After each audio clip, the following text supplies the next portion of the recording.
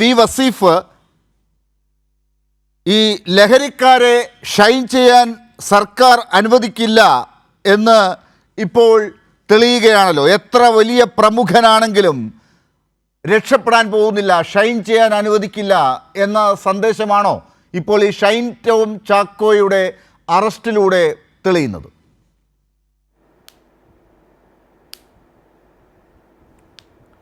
Doctor Lal, ഇവിടെ കേരളം ഒരു വലിയ പോരാട്ടത്തിലാണ്.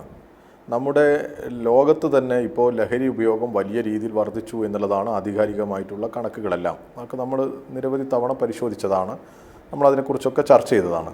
നമ്മുടെ രാജ്യത്ത് വിവിധ സംസ്ഥാനങ്ങളിൽ ലഹരി ഉപയോഗത്തിൽ ഗണ്യമായ വർധനവുണ്ടായിട്ടുണ്ട്. അതുതന്നെ ഏറ്റവും ന്യൂ ജനറേഷൻ ഡ്രഗ്സാണ് വലിയ രീതിയിൽ ഉപയോഗിക്കുന്നതും വിപണനം നടത്തുന്നതും എന്നൊക്കെ നമ്മൾ മനസ്സിലാക്കുന്നുണ്ട്. അതിൽ കേരളത്തിലേക്ക് ഈ ഉൽപ്പന്നങ്ങൾ ഭൂരിഭാഗവും വരുന്നത് വിദേശത്തു നിന്നോ മറ്റു സംസ്ഥാനങ്ങളിൽ നിന്നോ ഒക്കെയായി. അത് വിമാനമാർഗവും അതുപോലെ തന്നെ കടൽ മാർഗവും ഒക്കെയാണ് വരുന്നത്, അതിർത്തി കടന്ന് വരികയാണ്. അങ്ങനെ വരുന്ന സമയത്ത് അത് പിടിക്കേണ്ടതാരാ എന്നുള്ള ചോദ്യം നമ്മുടെ മുമ്പിലുണ്ട്. അത് തടയുന്നതിന് എത്രത്തോളം നമ്മുടെ രാജ്യത്തെ ഗവൺമെൻറ് സംവിധാനം ദുർബലപ്പെട്ടു പോയി എന്ന് പരിശോധിക്കേണ്ടതുണ്ട്. ഇപ്പോൾ കഴിഞ്ഞ ദിവസം കൊച്ചിയിൽ വലിയ നമ്മുടെ കടലിൽ ലഹരി പിടിച്ചതിനെക്കുറിച്ചൊക്കെ നമ്മൾ മനസ്സിലാക്കി. അത് വളരെ അപൂർവമായി പിടിക്കപ്പെട്ടതാണ്, ബോട്ടിൽ പോയി ഒക്കെ പിടിച്ചത്, നാവികസേന ഉദ്യോഗസ്ഥരൊക്കെ പിടിച്ചതിൻ്റെ വാർത്തകൾ വന്നു.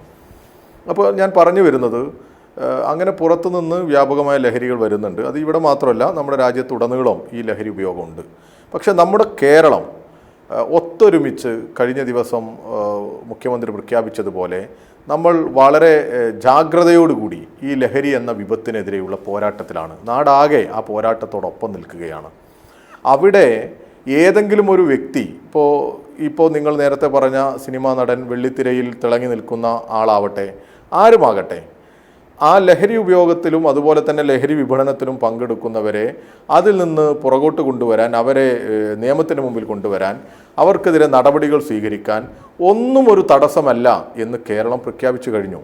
ലഹരിക്കെതിരെയുള്ള യുദ്ധമാണ് കേരള ഗവൺമെൻറ് പ്രഖ്യാപിച്ചത്. മുഖ്യമന്ത്രി ഞങ്ങൾ യുവജന സംഘടനകളെയും വിദ്യാർത്ഥി സംഘടനകളെയും ഒക്കെ വിളിച്ചു, യോഗം വിളിച്ച് അതിൽ വളരെ കൃത്യമായി തന്നെ ഈ പരിപാടികളെല്ലാം നടത്താൻ പോകുന്ന പരിപാടികളെക്കുറിച്ച്, ഈ ലഹരിക്കെതിരെയുള്ള ബോധവൽക്കരണ പ്രവർത്തനങ്ങൾ, പ്രതിരോധ പ്രവർത്തനങ്ങൾ, നിയമപരമായിട്ട് എടുക്കുന്ന സമീപനങ്ങൾ, അതിൽ ഞങ്ങൾക്കൊക്കെ എന്ത് നിർദ്ദേശം തരാനുണ്ട്. അത് ഞങ്ങൾ മാത്രമല്ല, സമൂഹത്തിലെ വിവിധ മേഖലകളിൽപ്പെട്ടവരെയാണ് ദിവസങ്ങൾക്ക് മുമ്പ് തിരുവനന്തപുരത്ത് മുഖ്യമന്ത്രിയുടെ നേതൃത്വത്തിൽ മന്ത്രിമാർ ഇരുന്ന് ആ നേതൃത്വത്തോട് സംവദിച്ചത്.